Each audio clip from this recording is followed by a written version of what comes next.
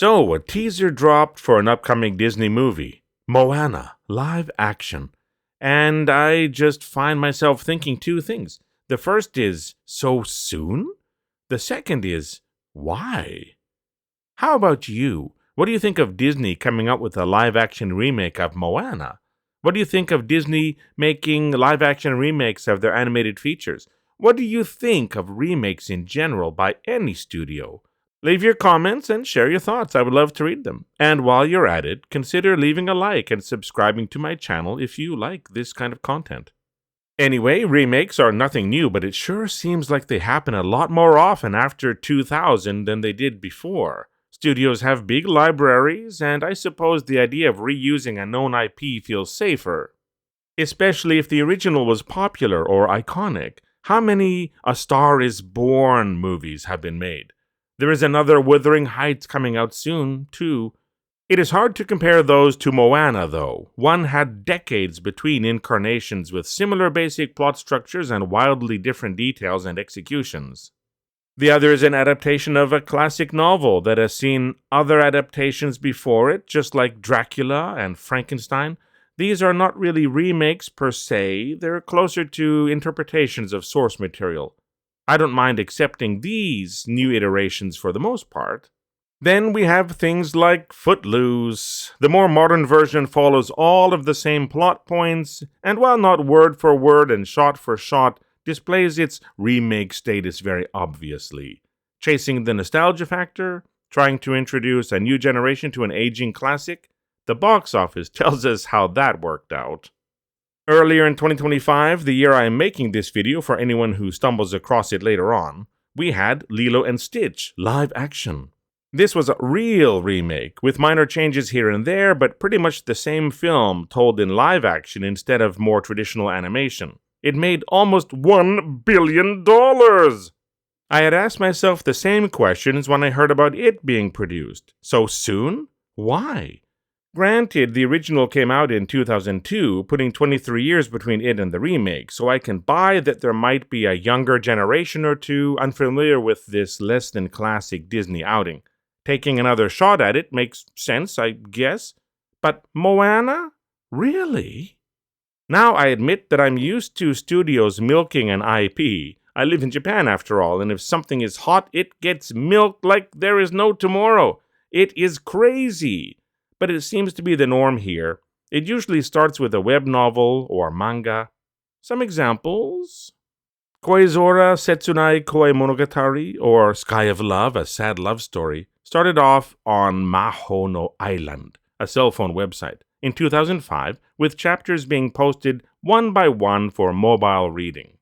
In 2006, the story got published as a novel. In 2007, the manga adaptation started. Later in 2007, a feature film came out. Finally, in 2008, a 6-episode TV series with different actors told the story once again.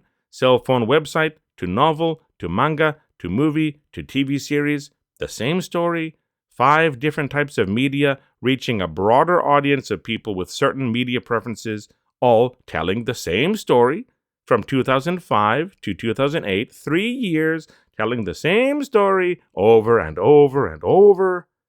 But I get it. Some people don't read comics, some people don't like books, some people like their living rooms more than theaters. It is just saturation. Then it is done. Kimi ni Todoke, From Me to You, started as a manga series in 2005. It was adapted into a light novel series starting from 2007. An anime series came out in 2009. A live-action feature film came out in 2010.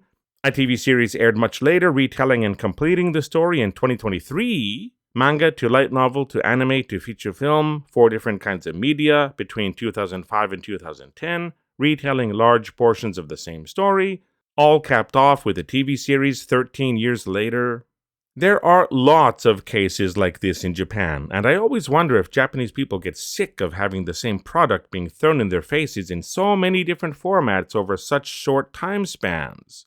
But when I ask friends about it, they don't mind at all. Some have never and will never read the manga. It's not their thing. They're happy to see the TV series, or maybe they're into anime and get exposed to it that way. I rarely find anyone who has gobbled up all versions of an IP. It is just saturation, and I get it. Whoever holds the rights can maximize profits by taking advantage of a variety of media, and the product can get in front of as many eyes as possible. Strike when the iron is hot, as it were. Speaking of rights holders, this also explains why some IPs get launched over and over, like Spider-Man coming out in 2002 and The Amazing Spider-Man hitting screens 10 years later in 2012. Sony wanted to keep the rights to that character, and there are certain rules for that. But even if it is a retelling of that hero's origin, it is dressed up with a different villain and love interest and has all different actors, so it feels less like a remake than a different version of the character. But Moana? Moana came out in 2016 and was a big hit.